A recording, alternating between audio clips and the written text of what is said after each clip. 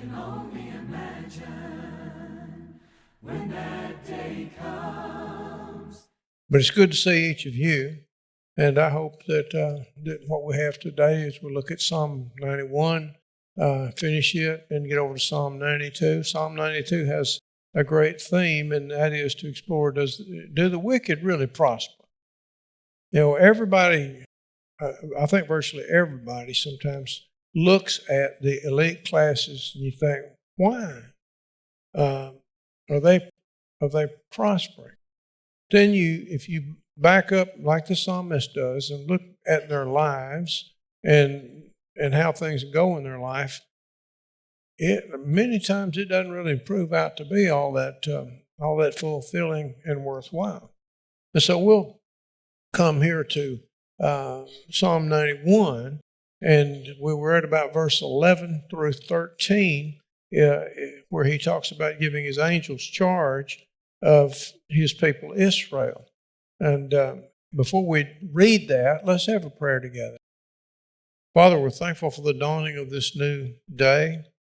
It is the Lord's day, and we're thankful for this gathering of brethren that have dedicated themselves to observing that and thinking together about the sacrifice that your Son made and the fact that you sent him. We're thankful. That seems so small. That's all we can offer is our thanksgiving and our faithful walk. We pray that you would bless us in that effort and forgive us where we are. We ask it in Jesus' name. Amen. The psalmist writes, "For he will give you his angels charge concerning you, to guard you in all of your ways, and they will bear you up in their hands, that you do not strike your foot against a stone, and that you will tread upon the lion and cobra, the young lion and the serpent, you will trample down." There's some hyperbole here. There's a lot of hyperbole here. And somebody is thinking, well, I wonder if we all have a guardian angel. I don't know how God disposes of providence, and you don't either. Neither does anybody else, even people that write TV scripts about that. I thought, well, if I have a personal guardian angel, I want to talk to that guy, because I've walked into some situations that I really would have felt like I could have done better without, you know. And so this is Old Testament, Old Covenant. He's talking about a different kind of arrangement than what we have. You know, they had a land promise attached to their covenant. And he told them, if you walk with me, I'll bless your crops, and your women will have strong, healthy babies and be healthy themselves, and your stock and your cattle and all, the whole thing will just work marvelously. We don't have that exact same kind of promise. And so I don't know that you can depend. We certainly make our wants and our wishes known. I certainly believe in the providence of God. I believe, of course, that he touches things up and down the course of events in some way, or there wouldn't be any point having the request element in prayer, would there? But since he didn't flesh that out completely and answer all the questions I might have, I'm going to accept what he says and be thankful for it. The angels, he said, will be commanded to administer God's providential oversight to the one who resides in him. For he will give his angels charge concerning you, to guard you in all of your ways. Sometimes that has to do with physicality, and that's what we tend to think about because that's what we're familiar with. But what he's trying to do is prepare a people spiritually to be with him. And so I think sometimes right off the bat, you can take an incorrect turn. But he says these angels are going to be given charge or command over the psalmist to preserve him as he carries out his will, and that as long as his activities are righteous. That's not said, but certainly we know that there's always been conditions on the promises that God makes, and that condition number one is walk with me within the covenant, within the boundaries of the covenant and the perimeters of it. The angels will stand watch as heavenly sentinels, and they will carefully follow every movement of God as of His people, God's providence, and they will do what they need to do up and down the line. Verse 12, the watch care the angels will give, he says, will be complete. Similar to that of mother watching her child is what we think about. And the promise he has even details in it. He says, they will bear you up in their hands that you do not strike your foot against a stone. They will pick up the follower of God in their hands so that he's not going to come to an accident that harms him, and no obstacle is going to be allowed to impede him in his journey through this world and his spiritual journey. For a short time, it's kind of the same. We're in this realm, but where are we going? We're going to something that's not physical, not corporeal. We're going to something that's on a much higher order, something better. You say, well, I wonder what that's like. So do I. So do I. But I know enough about the Lord to know that it's going to be beyond what we can envision, beyond what we can really grasp. And so our part in it is to remain faithful. Satan quoted these words in verses 11 and 12 to Jesus. You remember Matthew chapter 4 at verse 6. He quoted these very words to Jesus. And Jesus answered that quotation with what? Yeah, that's right. He answered it with a biblical quotation. He cited specifically Deuteronomy 6 and verse 16. And a verse that qualifies the promise of God. His promises are always conditioned upon our following the terms of the covenant that he set out for us.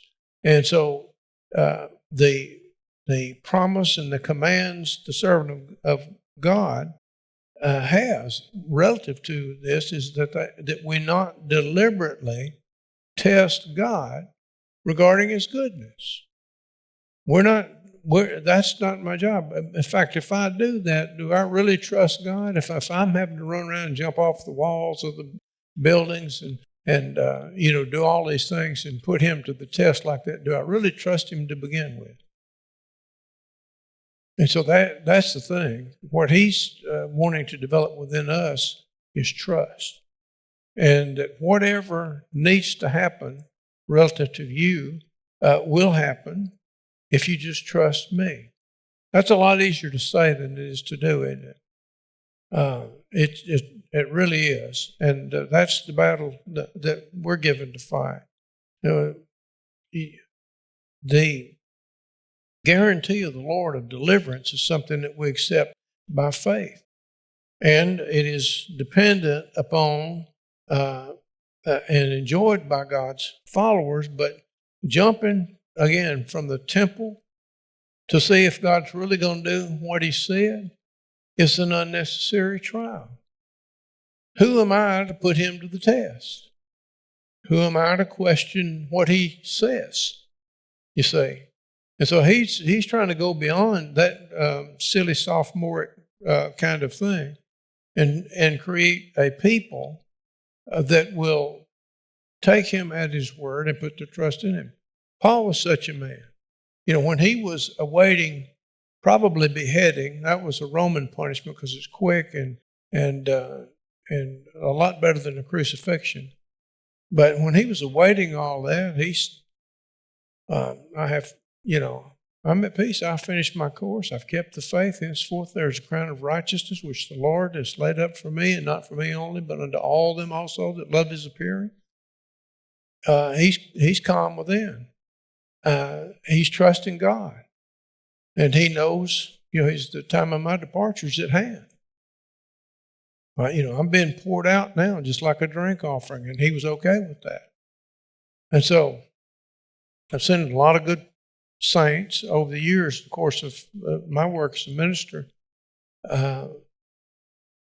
come to the point that they're at peace with their passage. And that's a beautiful thing to see. In verse 13, God's servant is going to move through difficulties to a victory that only the Lord can provide.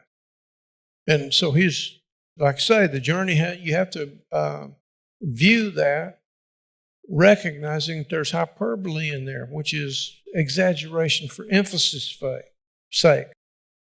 You will tread upon the lion and cobra, the young lion and the serpent. You will trample down. Does that mean the psalmist is free to go out there and slap a lion? Challenge that beast? That's not what's been said at all. But the lion and the cobra both represent grievous trials, the worst kinds of trials. And so it refers to ordeals of the worst kind. And so the word tread can be used in the sense of walking over grapes or olives, to get the juice from that. But tread and trample down forms an extended metaphor. And it's a song of complete victory, where it's even in the face of the worst kinds of trials, if you'll be faithful to me, I will bring you through that victorious. We don't know what that victory is going to look like. Brother Gene was saying that he's kind of like sort of like the position Paul was in with some of the health issues he's struggling with. What did the Lord, he said, I besought the Lord thrice, the King James Bible says, and the Lord said what? He said, he told me, my grace is sufficient to you, Paul. He knew Paul better than Paul knew Paul. And so the insight Brother Paul got out of that is that was given to me and wasn't going to be removed lest I get puffed up and think of myself as being somewhat. And God knew that. He knew that when he confronted him on the road to Damascus, what he would be. And so it was not really because he was mad at him, it was to keep him where he needed to be. God was taking care of it. That's what we have to try to come to. As I look at it, and the older I get, the more I'm just thinking there's too much suffering in God's world. There's too much suffering. And I still think that, but you can't blame it on the Lord. A lot of it is just choices that humanity's made, and sometimes the results of a person's bad choice has impact hundreds of years later. And so he's got all that, is taking care of every bit of that, and he's going to bring it to fruition according to his own will in his own time. There's a promise here to remember, verses 14 through 16. He says, just talking about the psalmist, he said, because he has loved me, or likely referring to the king, because he's loved me, therefore I will deliver him. I will set him securely on high, because he's known my name. He will call upon me, and I'll answer him. And I'll be with him in trouble, and I'll rescue him and honor him. With a long life, I will satisfy him and let him see my salvation. So perhaps the Lord, through the writer, now speaks prophetically to give an oracle of hope. Verse 14 underscored in the promises, 4 of them, is what God plans to do for his servant. Because he has loved me, therefore I will deliver him. The phrase has loved me comes from one word in the Hebrew, which more literally means to attach one's love to, or to put one's love upon, to place it upon that person. And this person has set his heart upon God, and in response, God's going to put his protective hand on him. I will set him securely on high because he has known my name. And so the Lord will be faithful to the one who honors his name. I've seen people have difficulties and they're mad at the Lord and they're embittered at him. And I know that God doesn't operate just a strictly tit for tat thing, but you look, well, what did you bring to this situation? Whereas how have you honored the covenant you made with Him? Everybody, we have to ask ourselves that, because there's too many times that what befalls us is of our own making. Well, that's not a fun thing to say, but it is the truth.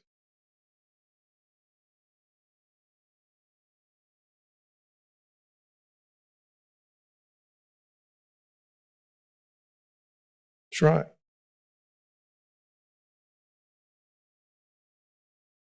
Yes, sir. Yeah, and this world is not my home, what? Just to passing through. And that thought needs to be ever before us. I mean, He wants us to enjoy His world, and if people would just let it function the way He made it, it'll take care of itself pretty much. It's when people start trying to control the weather and intervene in things that are not their business, and boom, it blows up. Well, surprise, surprise. You have something you received from the hand of God, designed by Him, put in motion by Him, kept in motion by Him, and then I'm going to take it upon myself that I'm going to go in here because I'm a scientist, or I'm a this, or I'm a that. We need to find a little more humility than that. I'm not saying God's not opposed to science. Genesis chapter 3 said, "Be fruitful and multiply and subdue the earth," and use it. And so there's not a problem with it, but we want to do that within the perimeters of the covenant that God has given, and not intrude into things that are His business. We're at a point now where fooling around with people's genetic makeup and actually their DNA. You want to be really careful with that. Very careful with that. And so He's promising here that He's going to take care of this one who has loved Him. I'm going to set him securely on high because he's known my name. To know His name is to know Him, is to acknowledge Him. And the word for Him, securely on high, can mean honor or to put one in a place of safety. And in this context, it probably means both. I mean, to be placed in a place of safety under God's watch, care, and protection directly, that's an honor. I remember one of my professors at Freed Hardeman, I'll never forget that. Somebody was talking about the reward and asking questions about things we can't know. And Dr. Flatt didn't reprimand the student, but he said, "Well, I don't know, but if they'll let me in and to sit on a nail keg in the back, I'll be happy.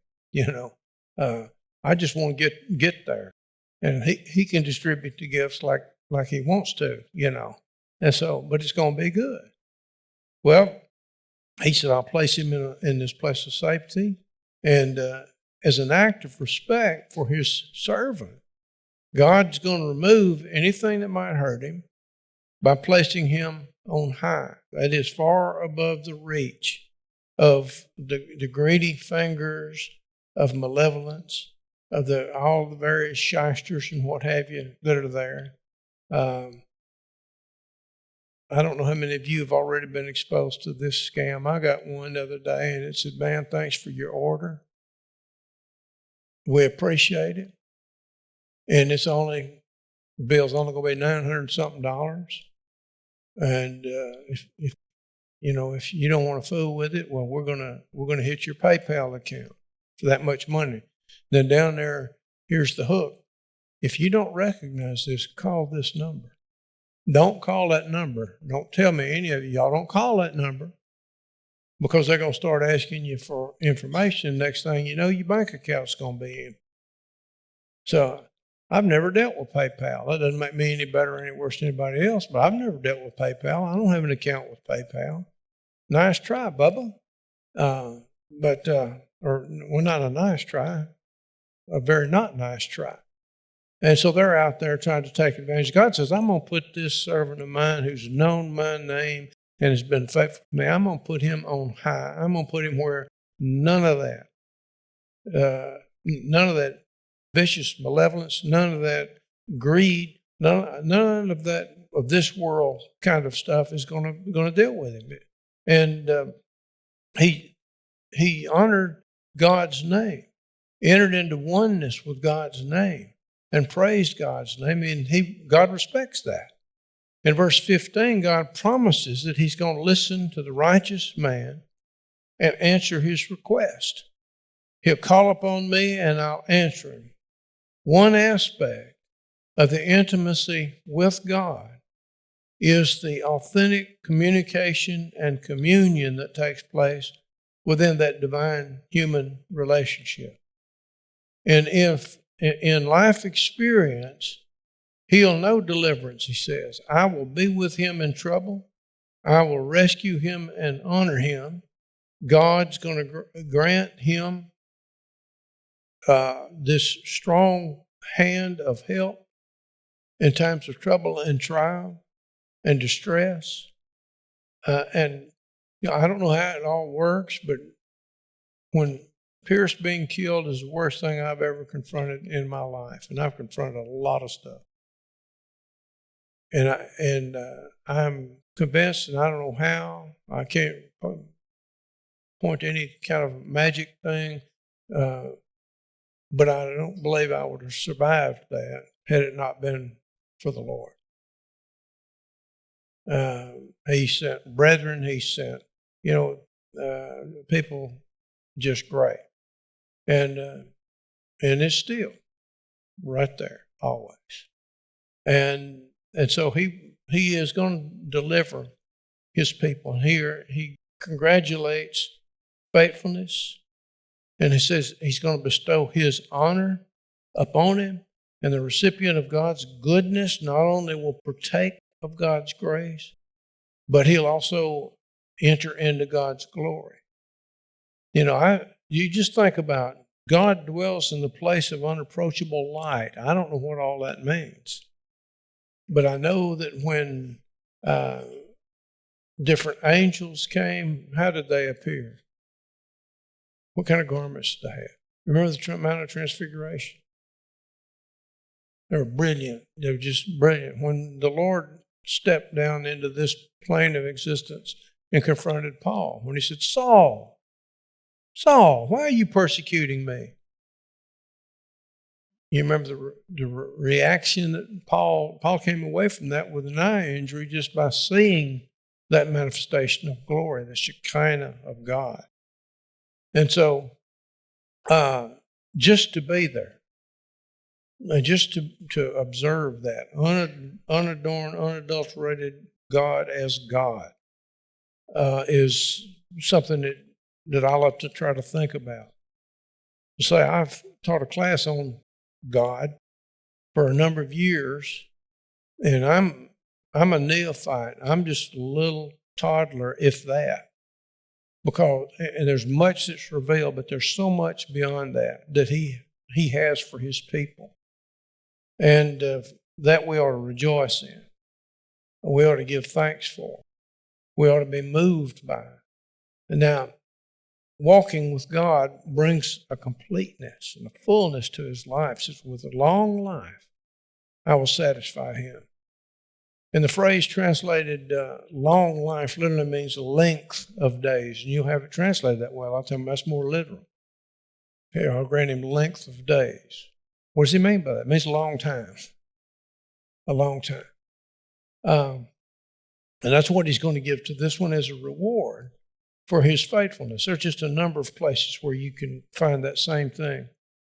For example, God awarded Caleb and Joshua extended lives because of the demonstration of faith that they showed whenever they went up into the land of Canaan. And 10 of the spies said, we can't go. And God's already told them they can do it. And so he wants them to go up there, scope the thing out, come up with a battle plan, and get moving. And they come back and said, oh man, look at this fruit. But said, but these guys are this tall.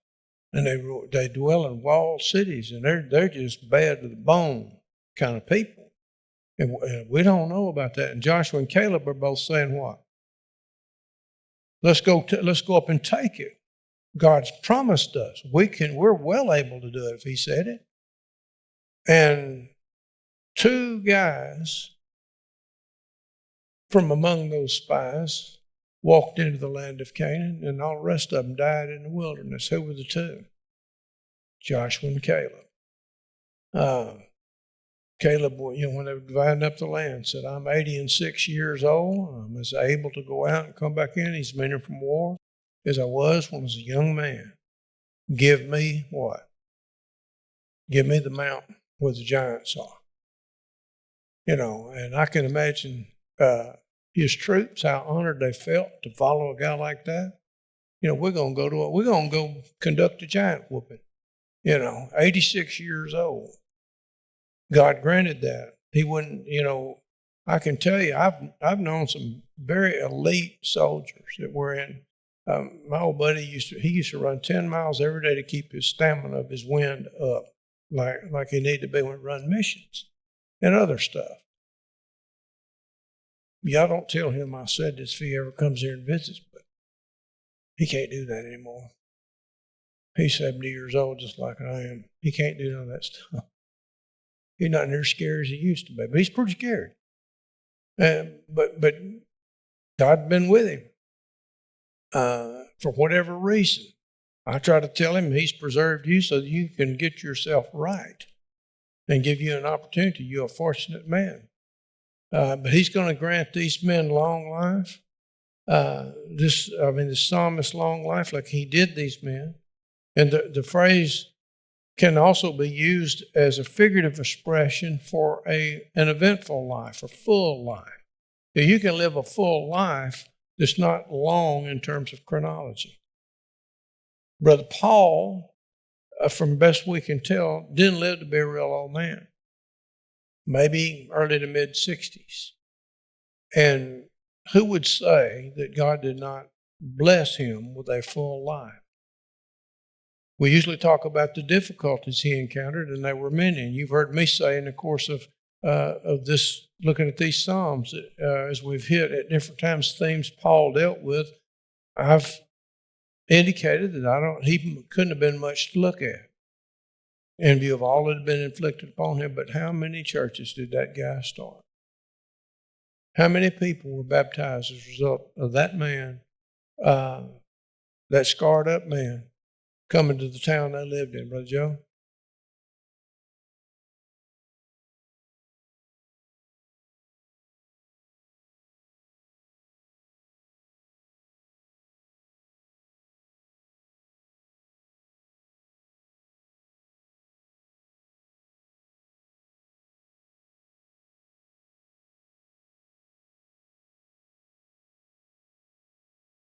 Ever.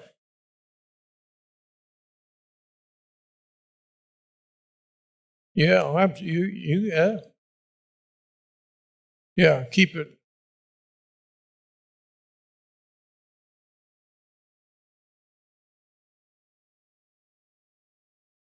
My father-in-law he was hard to shake very much. He's a World War II veteran. But he always prayed to God. He was very fervent in prayer. But he said, I just figure God knows how to do the weather. And then there'll be a change in it when it needs to be. There's been dry spells. He said, he ranched for about 70 years or so.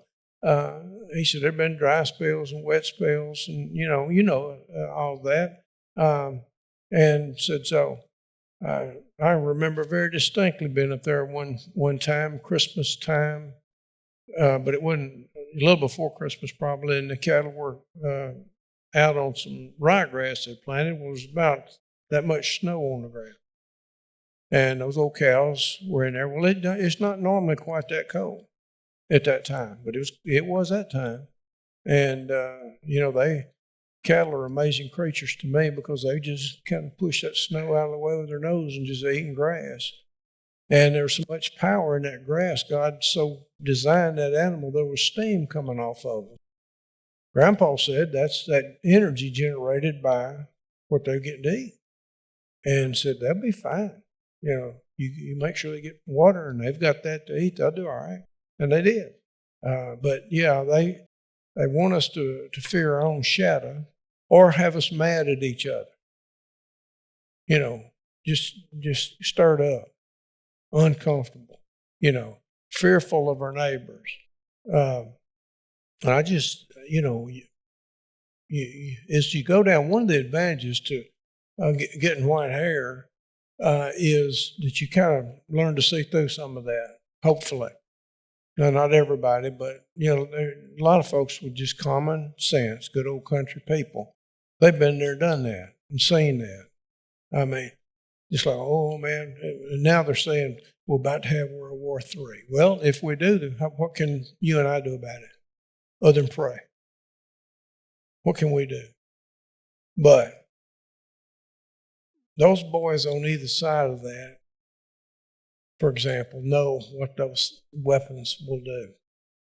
And everybody in the world knows that if they strike one of the nuclear powers, what's coming back at you? See? And so, are they mean? Are they willing to kill? Are they, yep. Are they so stupid as that they will put themselves in danger of nuclear annihilation? Nah. Brother Alan Meek, he's dead and gone now. Remember the church at Adamsville, Tennessee helped me on some of that one time. I forgot what it was, and I was worried about it. And went down there he had an upholstery shop. Boy, he was a master by that. But talking to Alan, and he said, well, as he's cutting that, he said, there's not a thing I can do about it, so I ain't worried about it, Well, saying it and doing it is two different things, but Alan could do it, Well, he ended up dying with a disease. He got a cancer of some kind and didn't survive it. But, to let people manipulate us, and that's a good point because they do.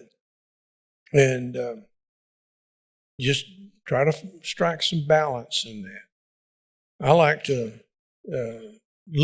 keep up with the events that are around me because part of preaching is helping respond to those things. But I read a liberal source and a conservative source, And sometimes, you have the same set of facts and listen to those people, and both of them are exaggerating. There again, it's that very thing. And so we want to put our trust in Yahweh. That's what we want to do.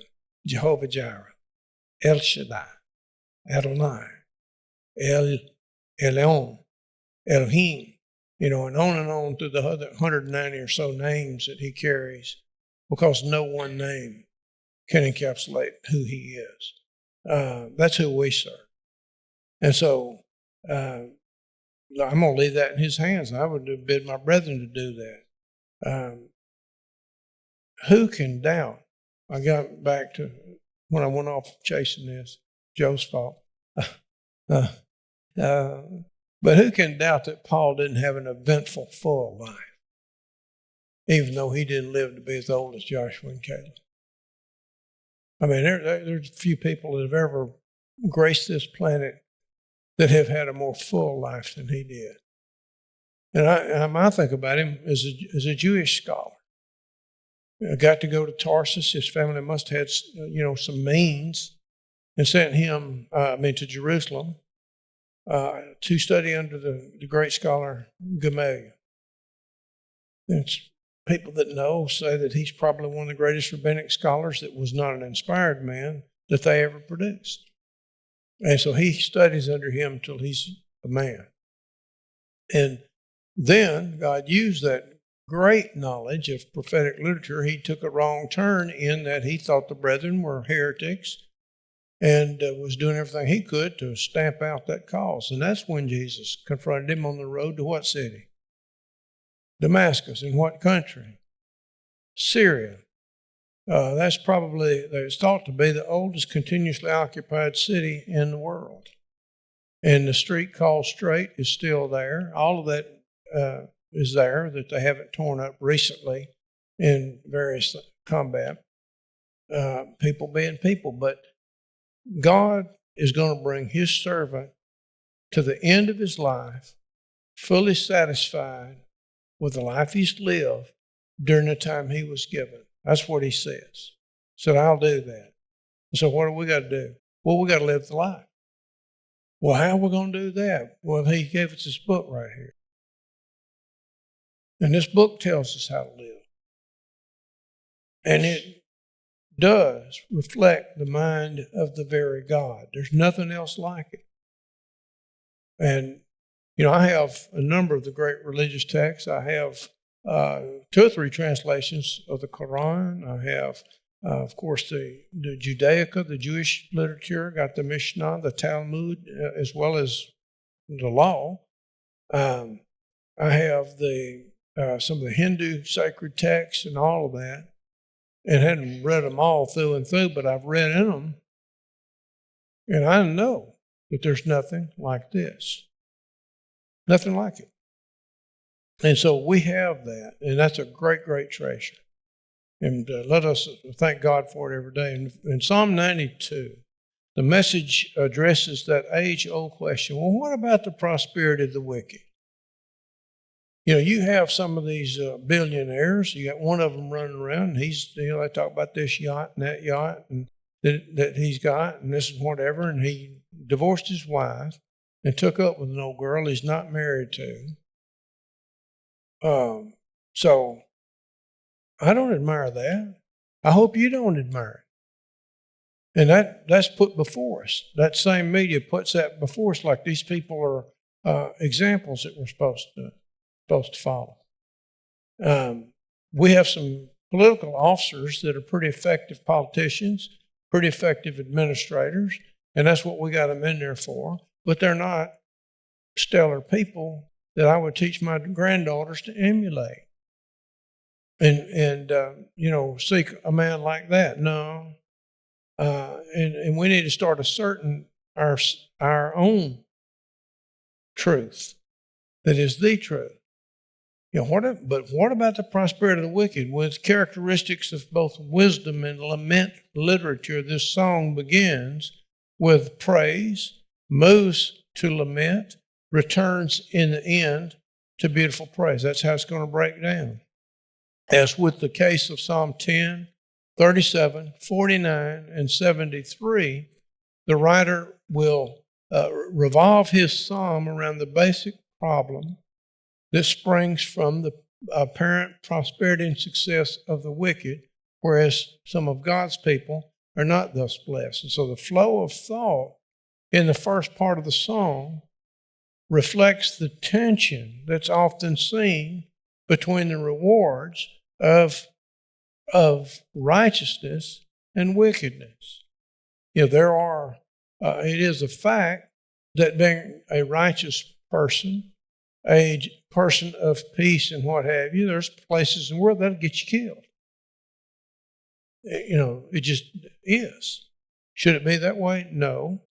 It should not be that way, but that's the way that it is because God gave man the blessing of choice. What a great, powerful blessing that is. But if he's going to give, since he's not a respecter of persons, if he's going to give me and Herschel, Don, and Kathy and Kieran and Lyndon, all of us choice, if he's going to give it to us, he's got to give it to the folks down the street. If he's going to be fair and impartial. And that's exactly what he did. So the second division of the song is a clear resolution is given to that. And the writer admits that the wicked do seem to prosper. However, he's going to cut through the way things look to the truth that their success is hollow and temporary. Temporary in what way? Well, how long are they going to live? 100 years? Maxed out? When Granny Kirk, I forgot how old she was when she died, Miss Evelyn. And I'll never forget, she was such a character, but I remember she was dipping snuff. Killed her at 102 or 3. And Andy asked her about it and said, well, what does the doctor tell you about that? And she looked up at him with a twinkle in her eye and said, Andy, the doctor ain't here. And so she she went on, and I don't know whether she dipped Sweet Garrett or I forgot what Pamela's grandpa used to dip, but I don't know how I got off on that. It occurs to my mind. You ought to live in my head for a week sometime. And so but he admits that the wicked seem to prosper. At most, they might live 100 years, and then they got to face whom? They got to face Jehovah. And they got to have to give an accounting for what they've done with the resources that he put in their hands. And there are some very wealthy people that do a very good work in very philanthropic organizations, and there are people that among our brethren on the Churches of Christ Disaster Relief, there are some people that write some big checks to that organization. I don't know them, but I know that you can't have a fleet of 18-wheelers in the road all the time going to these places, ministering to people. I think Don told me that the coordinator said that there's about $90,000 worth of goods on that truck that we were able to distribute to victims of the flood not too long ago. So every one of those trucks has got the same material on it, designed for the immediate aftermath of an emergency. And there are a lot of good people backing that up. And so we give thanks for that. But the flow of thought in the first part of the song reflects that tension, and we understand it. But God argues that he allows the disobedience to experience prosperity in order that they may provide a setting for him to display his condemnation of evil. The psalm ends with a bold announcement that the certain triumph of justice is reason for continual praise of God. As a lament song, the prayer follows the route of praise, lament, conclusion, and praise. And so we'll look at that. Let's look at verses 1 to 5. It is good to give thanks to the Lord and to sing praises to your name, O Most High, to declare your loving kindness in the morning and your faithfulness by night, with the 10-stringed lute and with the harp, with resounding music upon the lyre. For you, O Lord, have made me glad by what you have done. I will sing for joy at the works of your hands. How great are your works, O Lord. Your thoughts are very deep. Let me just get out right off the bat. I know some of our brethren have argued and still argue based on, I believe it's Amos, passage in Amos. David made it himself, instruments of music. And they see that as a condemnation of music and worship and teach mistakenly that, well, God just let them get by with it then because it's the old covenant. He didn't let anybody get by with anything. Whenever the temple was dedicated, the king was there, which is God's man. Nathan was there, and all the prophets. So, don't tell me that august group all did something contrary to the will of the Lord, and he let them get by with it. And so here you have what he says. But that's the former covenant. In the former covenant, they burned incense. In the former covenant, they made sacrifices of animals. In the former covenant, they did a lot of things. The priest wore a prescribed set of priestly garments and observed various other restrictions on their behavior. And so none of that today. I just dress like everybody else does. Well, not actually, because I'm going to wear a coat and a tie, because that's just what I do. My teachers, I hear Brother Holland, and in my ear, Dr. Woodson, Roy Lanier Jr. If y'all ever meet with Brother Roy Lanier, tell him my shoes were polished. Did you do that? Because that was a big one with Brother Lanier, those boys that had been to Bear Valley, if they were under him or under his daddy before him, they knew how to polish shoes.